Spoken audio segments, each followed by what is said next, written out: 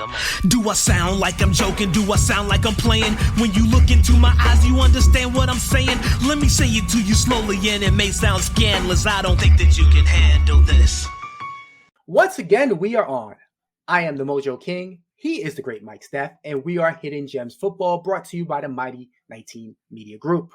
Welcome to the preview of week number 15 of the NFL season.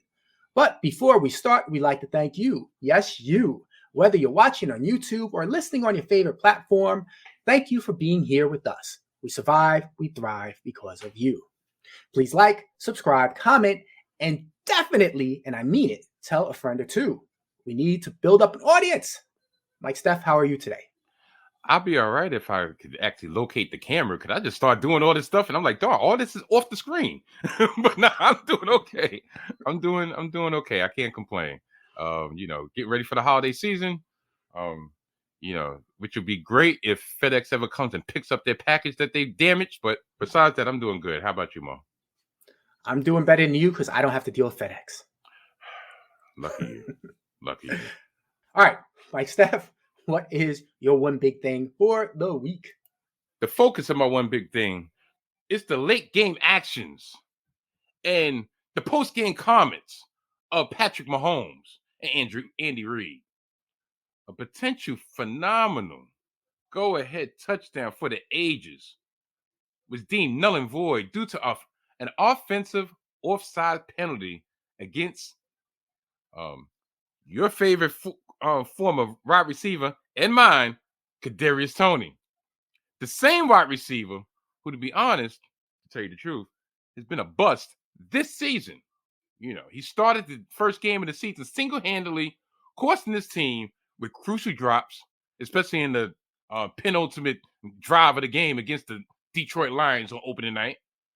The play in question this week was Patrick Mahomes completing the pass to Travis Kelce, and Kelce throwing a lateral to Kadarius Toney for the go-ahead score with just over a minute remaining. Amazing play.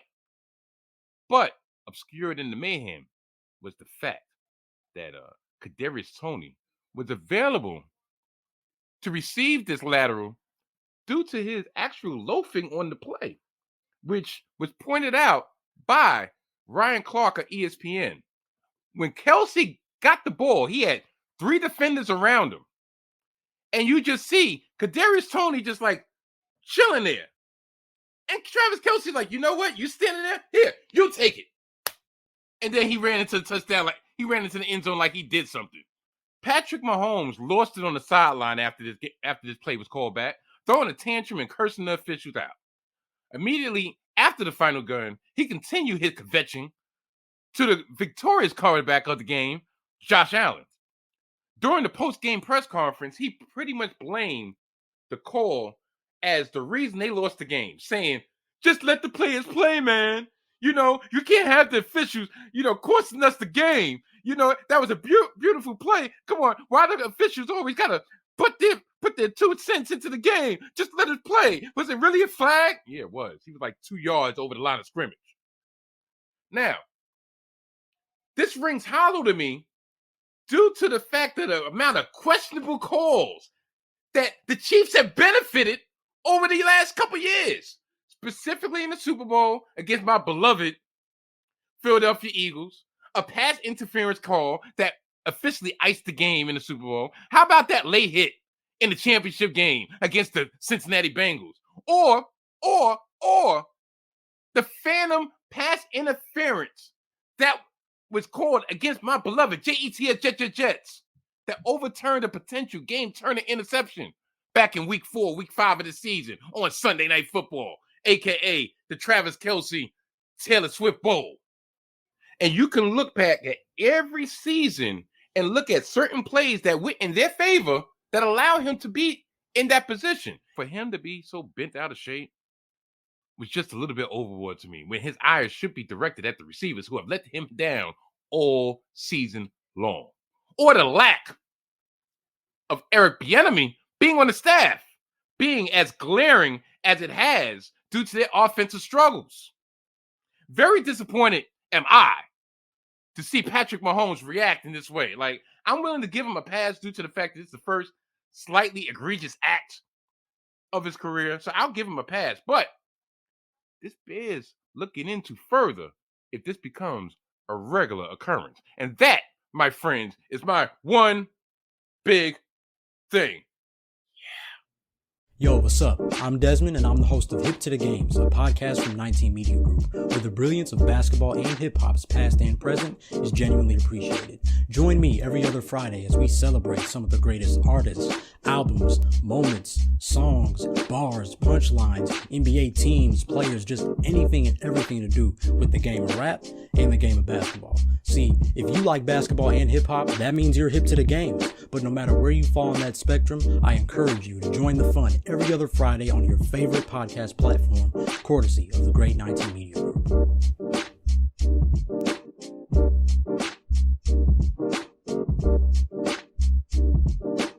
Let's move to Thursday. Do we have to? Yeah, this game's terrible. All right. Thursday night football. This week, we'll have the 5-8 Los Angeles Chargers facing the 5-8 Las Vegas Raiders. The projected total is 34.5 points, and the Raiders are 3-point favorites. That means Vegas is telling us that the Chargers will score 15 3/4, while the Raiders score 18 3/4.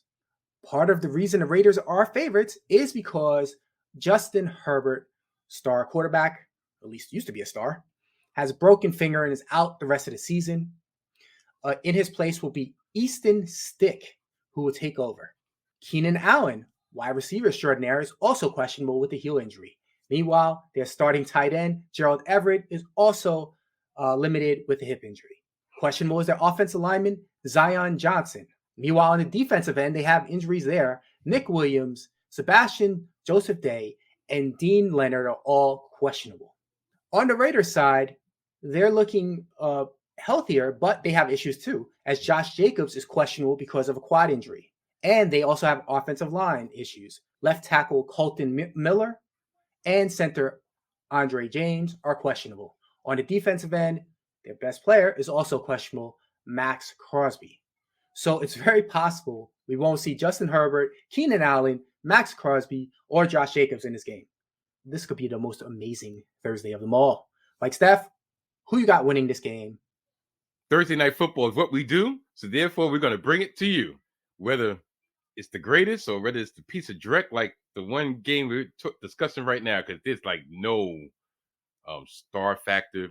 Is Devontae Adams playing? I believe he is. I know he probably wishes he could like stub his toe and just say he got turf toe so he can get out this game too. But I'll get to the pick before. Matter of fact, no, I'll give my little spiel. But after the initial joke, and I'm talking about the Las Vegas Raiders because like why not? After the initial joke to this team, after Antonio Pierce took over the HC duties.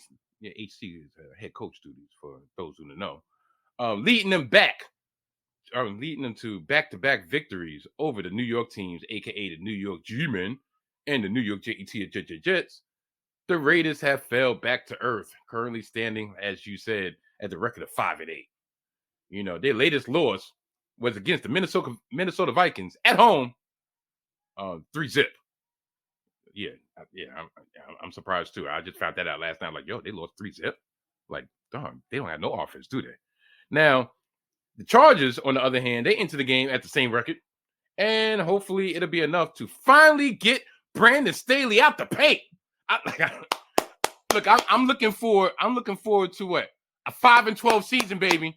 They only got 4 more games, and with Easton Stick at the helm, I believe they're going to lose those 4 games because Keenan Allen's doing exactly what Devontae Adams should do. Like, look, my heel hurts. I don't think it's good for me to be out there. Everett's like, shoot. Well, the only person that's going to be on the offense that actually has a name is Austin Eckler. And if I was him, I would talk about, I got a hamstring injury because y'all didn't give me the bag like y'all supposed to give me in the offseason. So, as Mo said, they'll be without my fantasy stalwart, my fantasy darling, Justin Herbert, due to his broken finger. And that broken finger probably is the middle finger for sticking it up to Brandon Staley for like, you see what you did? You see what you did to me? So, Las Vegas.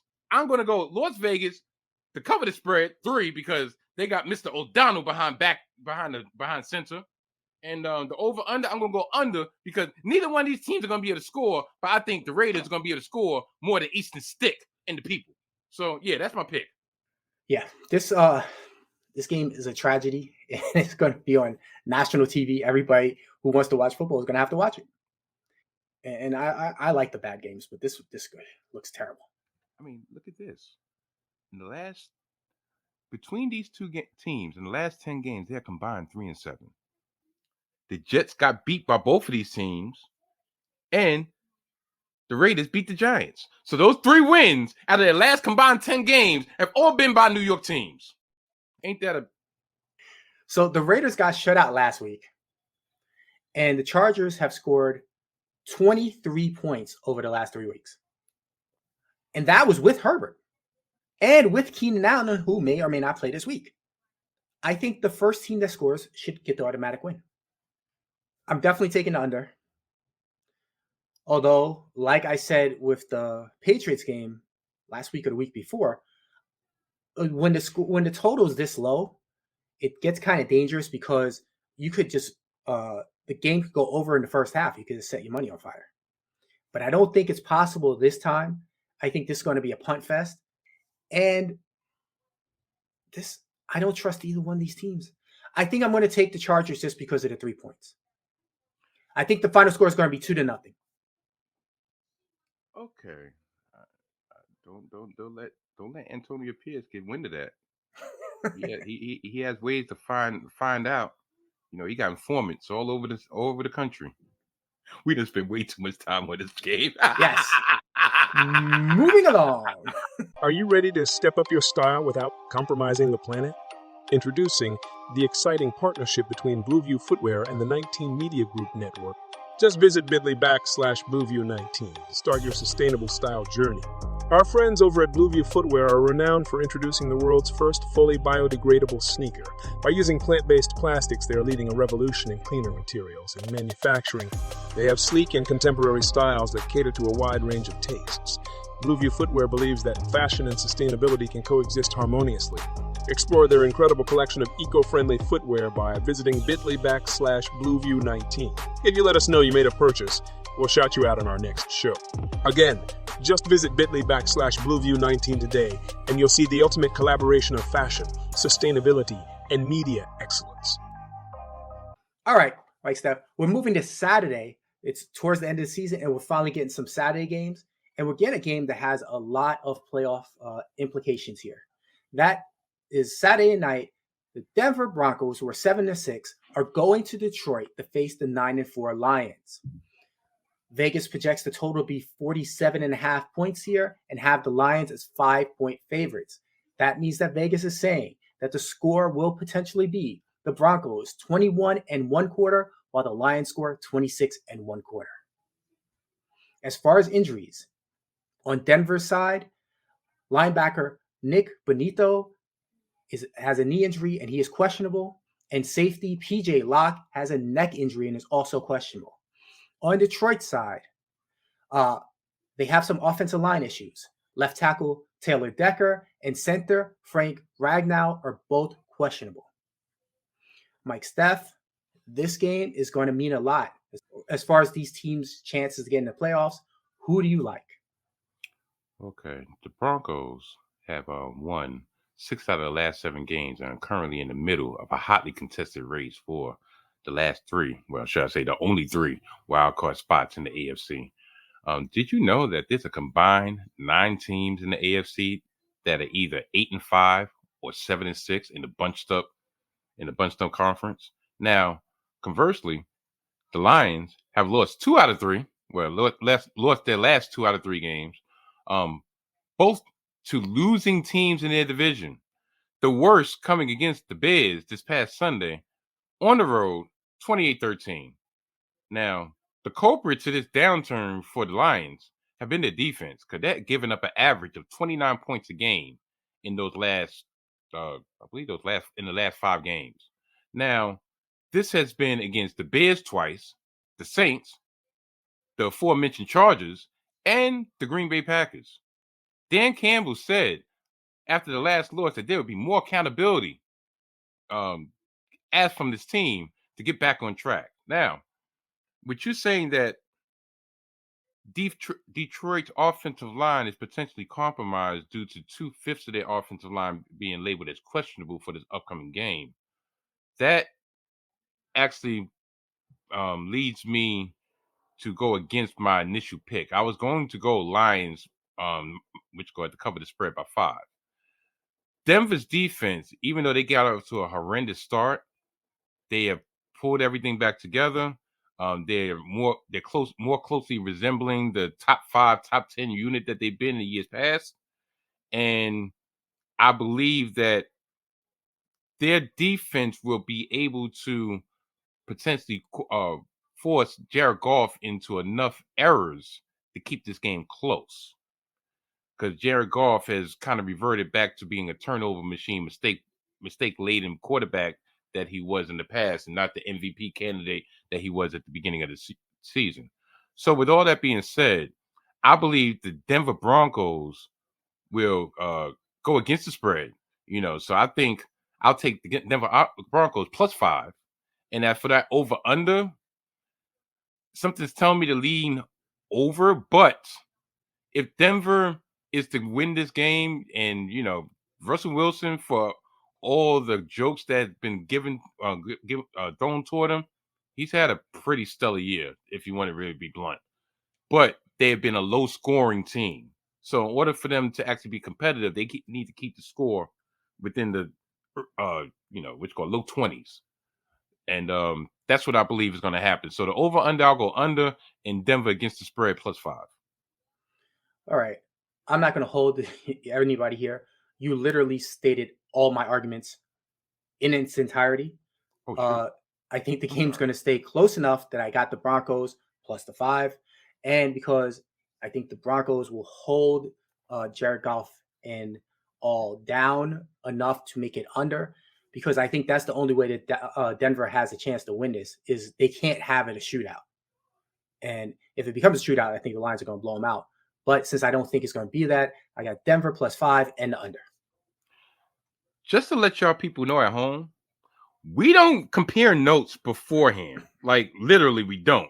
The only thing we really talk about beforehand is the games that we're actually going to go over. That's it. See, this is once again simpatico. It just happens, when people. Now this can go the other way too, because like if we're wrong, then we're both wrong. But I think in this case, the kiss of Steph would not be on this game. I mean, it probably will be, but that's neither here. Welcome, everybody, to the Gimmick Infringement podcast. I am Brad Winchester. And I am Tyler McDowell Blanken. Join us every week on GI, where we talk about what happened in pop culture, our lives, and most importantly, professional wrestling.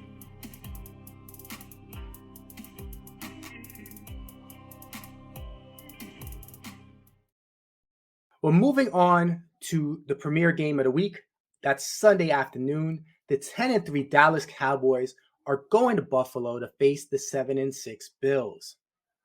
The Bills are 2.5-point favorites, and the projected total is 50.5 points. That means Vegas is projecting out the Dallas Cowboys to score 24 and the Buffalo Bills to score 26.5. As far as injuries, both teams come out of last week pretty healthy, but Buffalo has a couple of injuries. Dalton Kincaid hurt his shoulder. He's day-to-day. I think he's going to play this week. And on the defensive side, defensive tackle Jonathan Hankins and Micah Hyde are questionable. Dallas has no real injuries of note from last week. Mike Steph, what do you think of this game? The Bills really need a win. Yeah, but are they going to get that win? That's the question.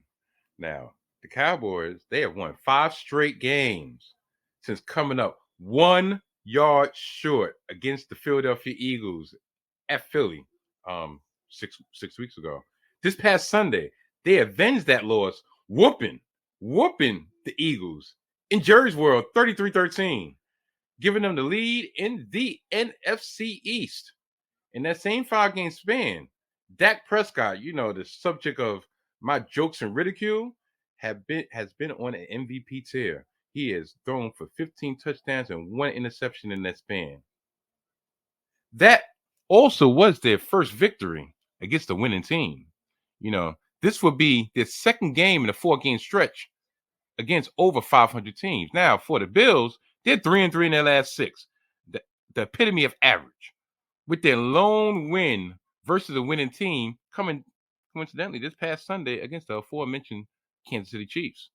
A win would possibly solidify their standing in the playoff race in the AFC. But even if they lose, since it's a non-conference game, they can conceivably run the table and still get in as maybe the last wild card. The most important game left on their schedule is the Week 18 matchup against the Dolphins at Miami. Now, here's one very important stat when it comes to the Bills. Josh Allen has thrown at least 1 interception in each of the last 9 games. Think about that. He has 14 for the season so far. Now, I say all that to say this. Dallas is, they got the Bills. They got the Bills favored. Wow. Cause I thought this was a misprint. I'm like, hold on. They got the home Bills favorite. This is what I believe what Vegas is counting on is Dallas underachieving like they normally do. They're coming off a mile-high victory against the Philadelphia Eagles. They're actually in first place. They're the second seed currently in the NFC. So they're figuring that Dallas is going to falter like they usually do. Normally, I would agree. But Buffalo is also coming off a thrilling victory against one of their rivals on the road. So Buffalo's 7-6, Dallas is 10-3. And against my better judgment, I'm going to go Dallas against the spread. And for that over-under, I'm going to go over. So, I'm going to take Dallas plus the 2.5. And for that over-under, over 50.5, because I believe that Dallas is going to put some points up. Buffalo's going to put some points up, but there's not going to be enough to win, of course, because I just picked Dallas. You know what? I'm going to stay with my over, but I don't know how the weather's going to be, and that might prove to be a factor. But yeah, listen, I have nothing left to lose nowadays. So, yeah, those are my picks. Yeah, the weather is a good point because I hadn't even factored in. I'm going to have to go back and look at it. But I agree with most of your points, except I think Buffalo is still going to be desperate because they need to try to make this playoff run. And they're at home. They've only lost 1 game at home this season for as inconsistent as they've been. I'm going to pick Buffalo and the 2.5 points. And I also, like you, think the game's going to go over, weather permitting. This game should just be a shootout. I don't see these defenses doing much to stop either one of these quarterbacks. Quick update. Mostly cloudy with a high of 48, but there is a 65% chance of precipitation. The same thing about the wind. Anything about the wind. But when they said 65% chance of precipitation, but it's going to be 48 degrees, that probably means rain, not snow. Still, it's possible. It's possible. But that's also leads to Josh Allen. Looks like you got the guy on, I forgot his name. I believe it's Bland, maybe, on the cornerback for the Cowboys that got 5 pick sixes for the season. You got Josh Allen on the other side. I think that's a good prop bet. Will Josh Allen throw a pick 6? I think I might actually indulge in that for a prop bet. Put a little 20 spot on it. Hopefully, which got Saint Nick could be nice to replace that 20 spot with the same game parlay insurance. But in reality, like pick 6 guy gets guy throws interceptions. It's almost like a match made in heaven. That's too fluky for me. That means it probably happened. It might. All right. Before we head out, do you have any other games of interest this week? Actually, I got 3, but I'll keep them short. The first one will be the Sunday night matchup with the Ravens against the Jacksonville Jaguars, who have lost 2 straight to drop to a record of 8-5, and they only got a 1-game lead in the AFC South. And the Jaguars are becoming that team that I always predicted them to be, overrated frauds. But I think they got the Ravens favored by 3 points, and I would take the Ravens favored by 3 points. That over under 42, I'm leaving that alone. Now, the Monday night matchup with the Eagles trying to get back on the winning sled against the Seattle Seahawks, who are just like the bottom is falling out. They're 6-7, fighting for their playoff lives, if they even got a playoff life left. They got the Eagles favored by 4 points. I would go Eagles for the money line, but I would go for Seattle to actually cover. So Seattle +4, but the Eagles to win, because Seattle always plays teams tough, especially in the Pacific Northwest. Now, my last game of interest, the Jets are going against the Miami Dolphins. The Dolphins are favored by 9.5 points. Well, 8.5 points now, because the line actually dropped 1 point. Now, normally, I've actually stayed away. And tell you the truth, this is actually the first time I think I've spoken about my Jets and their thrilling victory this last week at home against the Houston Texans, where they knocked out like 1, 2, 3, 4, 5, 6 players or something like that in a 30-6 victory. After halftime was 0-0, the over/under was 33 points. The Jets scored 30 points in the second half. Only the Jets. But Zach Wilson had his second or third 300-yard game in his career, but the first in a victory. So you would probably wonder, like, why am I talking about the Jets? Because I'm back in the high life again. All the doors that were closed one time have opened up again. And I'm going with the Jets to go against the spread. I'm not saying they're going to win, but we not getting blown out by Miami, because we got revenge on our mind for that fail Mary. So we're going to go down to Hard Rock Stadium. We're going to go down and we're going to make them pay for everything they did on Black Friday. Will we come out with the victory? No.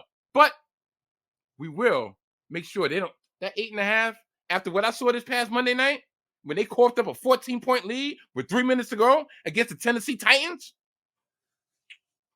Yeah, we back on it. We back on it. So those are my 3 games of interest. All right. Well, I'm going to leave your Jets alone. Thank you. And I'm going to leave the Giants alone, because both teams made me pay last week with their victories. Never go against Tommy Cutlets. I'm not even going to talk about it. So, the one game that piques my interest this week is Tampa Bay Buccaneers going to Green Bay to face the Packers. The Packers are 3.5-point favorites. My question here is, which Jordan Love is going to show up? 2 and 3 weeks ago, he looked like he had fixed whatever his problem was and was dynamic. Then last week versus the Giants, and no disrespect to the Giants defense, they played really well, but Jordan Love looked like he didn't know how to throw a ball. He was sailing it over receivers left and right. The coach looked exasperated, like he just can't believe it. And I couldn't believe it either. So I don't know what the deal is with Jordan Love. I'm curious to see if he bounced back this week. I think one key to the game is if Christian Watson plays. If Christian Watson plays, I'm going to take the Packers. I think that their connection will help Love with whatever his ills are. All right, so that is it for this week. Take us out, Mike Steph. I would like to thank each and every one of y'all for making this the premier football preview show that you choose to listen to and you choose to view. I don't care what the numbers say. I don't care what the naysayers say. If you're looking at us on your screen of choice, whether it's a laptop screen, whether it's a phone screen, whether it's the flat screen in your TV room, which I can't watch right now until I get this broken TV picked up at my house.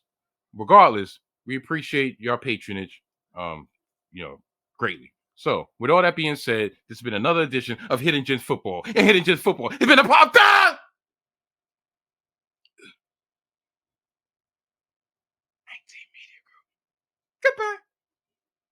Mike Steph on Bandcamp.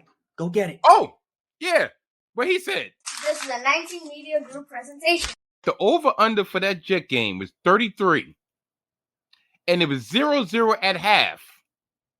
And they were going to go over. Think about that. In the rain. The Jets. 30 points. But you know how they were talking about the running backs don't matter? Do the quarterbacks matter anymore? Jake Browning. Yeah. Joe Flacco.